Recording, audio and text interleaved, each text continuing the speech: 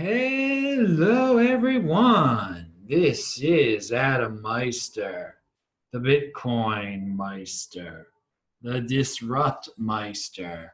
Welcome to the One Bitcoin Show. Today is August the 11th, 2019. Strong hand, be a unique beast, value your wealth in Bitcoin. Unconfiscatable, one Bitcoin equals one Bitcoin. Offended by selling. Check out disruptmeister.com, techvault.com. On Friday, Tone Bays was the guest on This Week in Bitcoin. Yesterday, it was the Beyond Bitcoin show. All of these shows rock the house. And of course, there is a new show here every day. So follow me on Twitter if you need updates into the whole Bitcoin Meister ecosystem, TECHBALT. I want to thank Robert. The other day, he sent a super chat. If you guys do super chats for this show, I will answer your questions next show. All the super chat questions are saved. So I gather them up at the end of this show and I answer them the next show. Robert just sent a donation, which is great. You can support the show just by retweeting my shows, by the way, and on Twitter. Just I tweet them all out, so just retweet. That's great. But you can send super chats also. Those are nice. So 69% Bitcoin dominance. It got over that recently. Just the other day, I wrote it down. I think it's under 69% now in terms of the market capitalization of all cryptocurrency. And it is amazing that Bitcoin is able to pull this off with altcoins still joining every day. And they're so exaggerated because they don't, so few are really traded of the altcoins. And it pumps up their value. But we won't get into that. What we have to think about here is there some of these top tier altcoins, are they just bleeding into Bitcoin now? Or is it just top tier altcoin capitulation? We have a lot of drama in two of these altcoins, and I'm not going to talk about the specific drama in Bcash and BSV. If you want a show that talks about that, I think it's a complete waste of your time, first of all. They rely on that stuff to get attention. I mean, that's part of their marketing plan. So I'm not going to address the silliness that comes out of there that just involves the personalities. I don't even say those people's names. But because people talk about it and the drama, this keeps them going. This keeps those coins in the top tier, okay? If people were just to stop talking about them, they would become irrelevant. Because really, what the heck are these coins besides drama coins at this point? And all the hatred toward them, I mean, keep it to yourself, I'd say. You shouldn't hate these coins. You should just ignore these coins because your outward hatred to them on social media just gives them the attention they need and keeps them alive and keeps them alive. So, calling them the biggest scams ever, blah, blah, blah, blah, blah.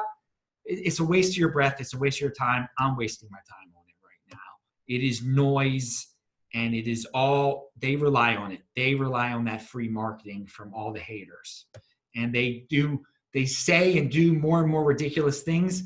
If people fall for those ridiculous things, it's those people. I mean, personal responsibility is a new counterculture, okay? We're always going to have people that fall for ridiculous gimmicks, all right? And ridiculous statements. And they're going to want to believe certain people are certain people. And they'll learn the hard way, okay? If you know the truth, then get into Bitcoin, get as many Bitcoin as possible, learn as much about Bitcoin as possible, and don't waste your time on complete lies and drama. And that's just saying it nicely. Now, pound that like button, people. Coinbase, they have a blog post up which talks about a sophisticated hacking attack. We've talked about this, how they foiled it. Now, again, that this was even attempted is a wake-up call to all you people who keep Bitcoin at Coinbase. Control your own private key. because again, Coinbase was able to, they weren't going to get fooled into this one. They had, read the blog post, okay? They had in place many ways of warning about this. But I will say this, people working at these Bitcoin banks, whatever you want to call what Coinbase is, they are people and they're not machines, and they can get tricked into social attacks like the one that's described here, okay? They can make mistakes. They will make mistakes eventually. So why don't you just rely on yourself instead of relying on who knows how many people that could possibly make mistakes? Just rely on yourself and know and teach yourself how to not make any mistakes in terms of controlling your own private key on your Trezor, on your ledger, wherever you're going to do it. Okay, you cut down the risk factor so much by just relying on one person. That one person being you. Pound that like button. These social attacks do eventually.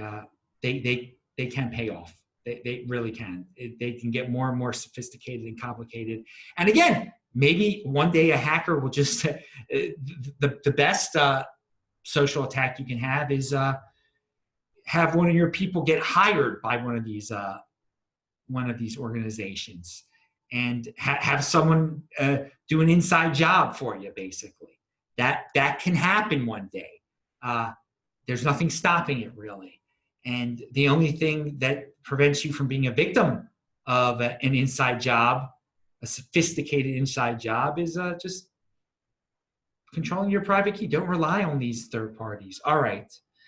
So I do want to bring up, if you really dislike these altcoins and everything like that, and know that they're Bush League. I mean, they're minor league. They're Bush League, some of them. BSV split. Okay, it had a split. It split into three. Who knows what it did?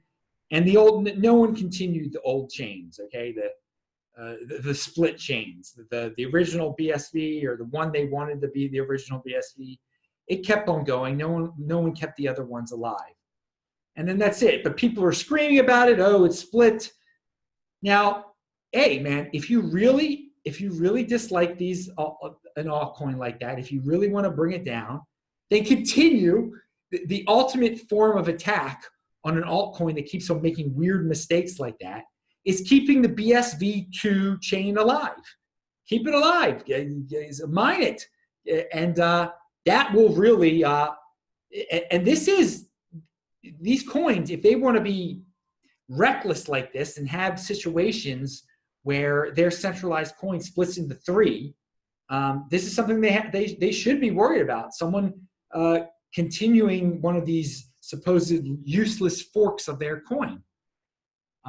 So all the big talkers out there that want to get involved in drama, well, having some unemotional technical stuff there. Keep the BSV2 and the BS3 going.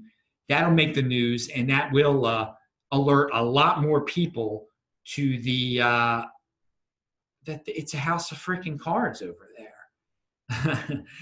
All right, but again, I'm not wasting my time on that thing. But a lot of people like to waste their time on hating on altcoins. Instead of just speaking words, you can talk the talk, walk the walk. Continue their worthless splits.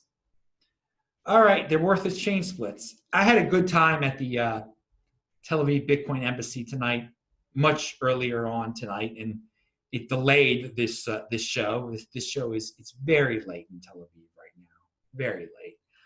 But hey, a new show every single day, baby.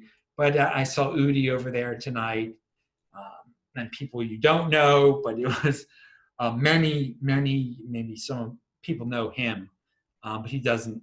He's a technical genius. He doesn't appear on English-speaking shows like this.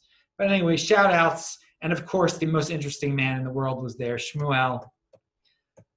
Hi, guys, if anyone is watching.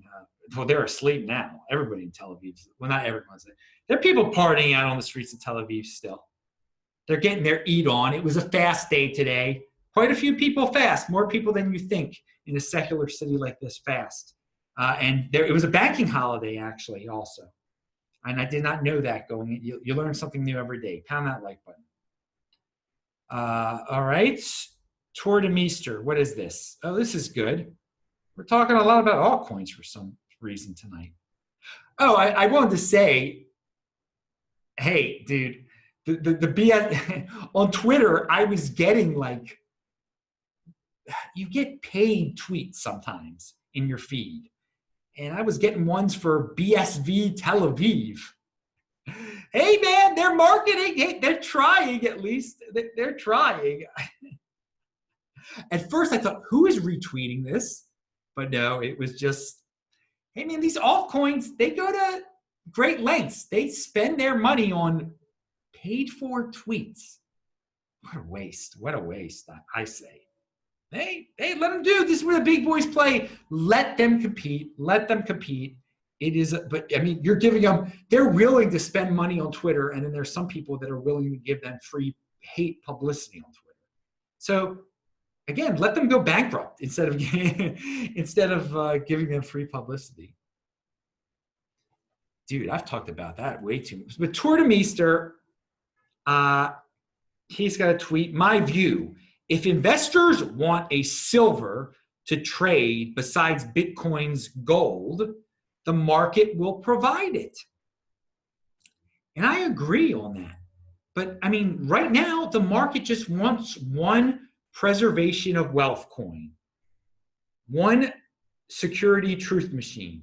The best, when you want the security truth machine, when you want to preserve your wealth, why settle for second best? So, I mean, that many people have theorized, why have another store of value, preservation of wealth coin? How can it even exist? You pick the one with the best security, and that's Bitcoin. The most secure is Bitcoin. So, but if the market for some reason thinks that you need a second one, a second best, well, then one will be selected. People, I don't see the scenario where people are like, well, I want to preserve my wealth in another coin. I mean, why would, it's your wealth. You want the best for it. But if such a scenario happened, Tor is absolutely right. The market will provide one. But right now, clearly there is no other one. Look at the valuations. Look at the Bitcoin dominance. There's nothing else that people are flocking to in great numbers to preserve their wealth. There's no other world reserve cryptocurrency besides Bitcoin. Clearly, look at the numbers out there. But if the market wanted one, yeah, there are plenty of options out there, and one would be selected. Here is a tweet from Trevor Norin. In 1989, only 1 in 5 Americans aged 75 or older were in debt. Now, by 2016, almost half were. So you can see the modern economy in the, keeping up with the Joneses. Even the older people, 75 and over, have become addicted to this lifestyle of debt, okay? Of the debt-based dollar, of the welfare dollar. And why do you think it's going to change? You have to change your mindset about it, okay? Because the masses, they're not changing. And that's great. They can stick with that lifestyle. And it just shows you how much more powerful the Bitcoin lifestyle is. That so even old people who should know about saving and preserving their wealth are playing the debt game. You don't have to play that debt game because grandma is playing that debt game, okay? You get into Bitcoin, okay? It is the way out of that. And some people, 20%ers will find out about it, 80%ers will hear about it. But to me, it looks like more and more people want stuff. They value stuff over savings, okay? And want to get in, and hey, in the long run, you're going to end up 75 years old and in debt. And if you're not healthy, you're going to end up in an old person's home, okay? So the government is going to end up taking care of you and wiping your butt and you're not going to be able to take care of it. I mean, that to me is like a nightmare scenario for someone age 75 or older. But hey, look at that. In 1989, only 1.5 Americans that were that age were in debt, and now it's almost half. Unbelievable. And again, as some of you are saying, well, people are getting out of the system. People are learning how bad the debt system. No, they're not. And it provides a comfortable lifestyle up to a point, up to the point when you need not to be in debt anymore and you're getting into trouble. All right. What is this Forbes article here? Oh yeah, for all you people that think Blockstream is some conspiracy, they control Bitcoin or whatever. Blockstream reveals a massive Bitcoin mining facilities, and it's all about decentralizing or making Bitcoin mining less centralized. So I say compete, don't complain. If you think they control the whole darn world, they're competing. They're creating other mining options out there. They're taking away what some of the FUDsters like to say, that, oh, Bitcoin mining is so centralized. Well, they're making it less centralized. They're creating more competition for mining there, and they're doing it in Quebec, and I forgot the other some other country. But yeah, you can read the article, and and some of you are just going to still be like, oh, they own Bitcoin. Okay, waste your time with that. Here is finally, we have someone who is in motion, an artist, and he says, what's it? I forgot his paulhellerart.com. He's linked to below with his tweet. A Bitcoin glass art, 33-inch diameter of gold glass with a raised B iridescent glass, and you can see pictures of it at the tweet and at his and he contacted me. Hey, if you want to buy Bitcoin art, check out Paul's site, and it's good. It's a good way to spread the word through art, and it shows that in the cryptocurrency space, in the Bitcoin space, you could be an artist and be an entrepreneur. The dude is in motion. He's taking advantage of the popularity of Bitcoin, and he's creating some interesting art around it. So good for him. He's competing. He's not complaining. That's it. That's it for the show. Pound that like button. Bang that bell button. I am Adam Meister, the Bitcoin Meister, the Disrupt Meister. Subscribe to the channel. Click on the squares that you see. You can get cool t-shirts like this. Link to below. I will sleep pretty soon. Hope everyone has a good sleep. Bye-bye.